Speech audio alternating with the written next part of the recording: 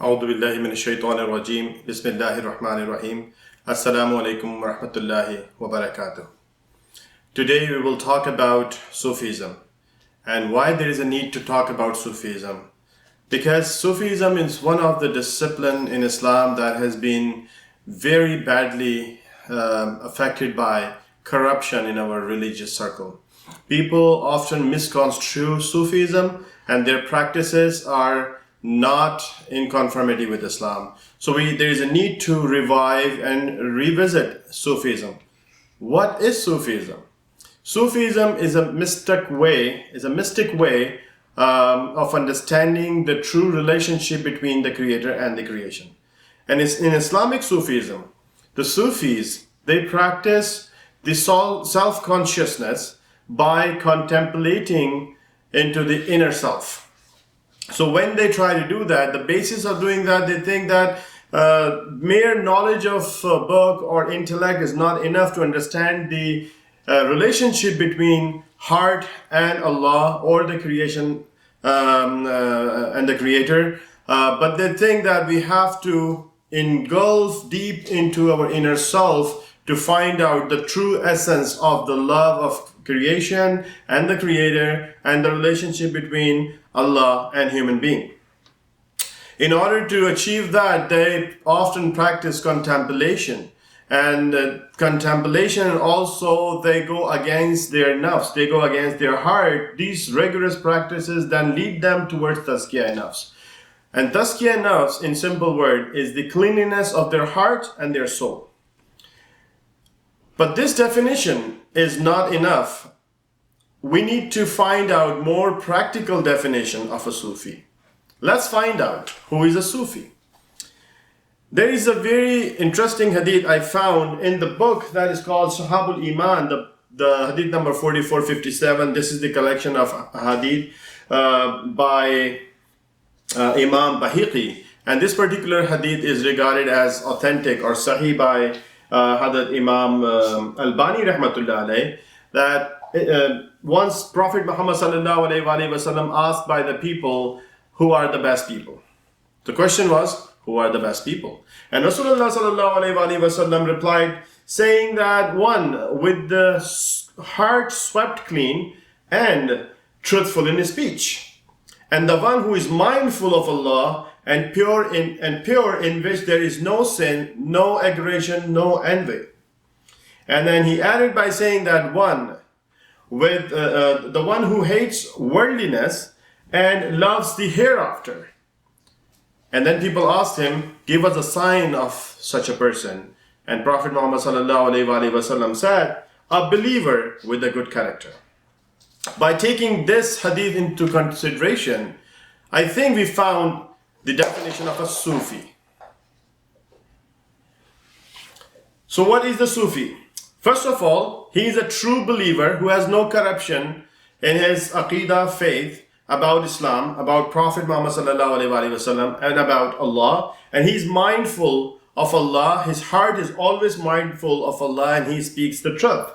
And the one who continuously works towards the cleanliness of his heart, from aggression, anger, arrogance, envy, lust, vindication, and sins. And the one who always tries to do the right thing in the light of Uswa Hasana. What is Uswa Hasana? Uswa Hasana is the way of Prophet's life, or the way Prophet lived his life. So by doing all that, he achieved a good character. And if the one who has all these characteristics can be termed as a Sufi. In other words, Sufi is the one who speaks, when he speaks, he increases the knowledge about Islam, about Allah, and about Prophet Muhammad sallallahu alaihi wasallam. And when we see him, when we go to him, his face reminds you to Allah. Like his face reminds you of Allah, which means that his fame is because of the remembrance of Allah. And the way he lives his life by a true exhibition of detachment from worldly desires, without any lust and envy and arrogance, He is the one who is very humble. He's the one who's down to earth. He's the one who has humility in it. Reminds us the akhirah. So he loves akhirah more than the life of this world. Anyone can be a Sufi. Like any Muslim, a true Muslim can be a Sufi. It doesn't have to be a certain class, a certain sect, or a certain chain, or a certain type of disciple. Anyone can be a Sufi. Because Sufi is not a title, it's a virtue. In Sufi way of learning, there is a murshid, there is a pir, there is a teacher who's called pir or murshid, and then there is a disciple who's called murid, the one who took pledge of allegiance on his teacher's hand, in other words, bayat.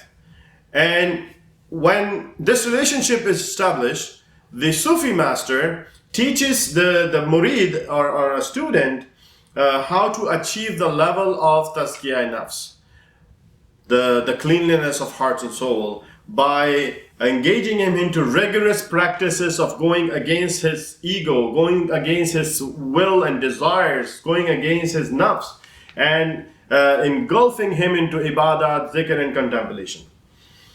Those who think that Sufism is not Islam, or it's a parallel religion, they are wrong just because they do not have a proper understanding of Sufism.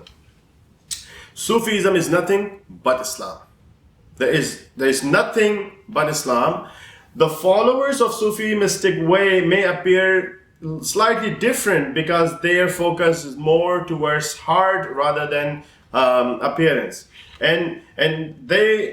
But that does not mean that they slack or lack the outwardly requirements of Islam. Like they have to follow all the faraid. They must be firm in their aqaid. They have to follow all the faraid of Islam, which is namaz, roza, hajj, zakat, and also tawheed to begin with. And lastly, the end of prophethood of Prophet Muhammad sallallahu alaihi wasallam. Whoever possesses a filthy or corrupt heart and corruption in his faith, and the one who has a heart full of worldly desires, lust, envy, arrogance, aggression, cannot be a Sufi. So Sufi is a virtue that needs to be attained and must be attained, and Sufi's requirement, or this requirement, or requirements of this virtue, is not a requirement of Sufism. These are the requirements of true Islam.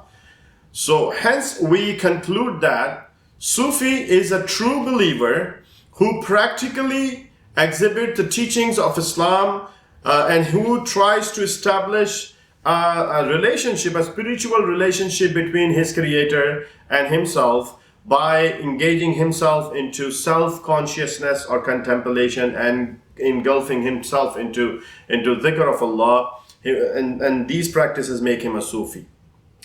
May Allah give us the knowledge that can benefit us. May Allah give us tawfiq that we can attain that virtue of a Sufi. Inshallah. Ameen. Jazakallahu khair. Assalamu alaikum wa rahmatullahi wa barakatuh.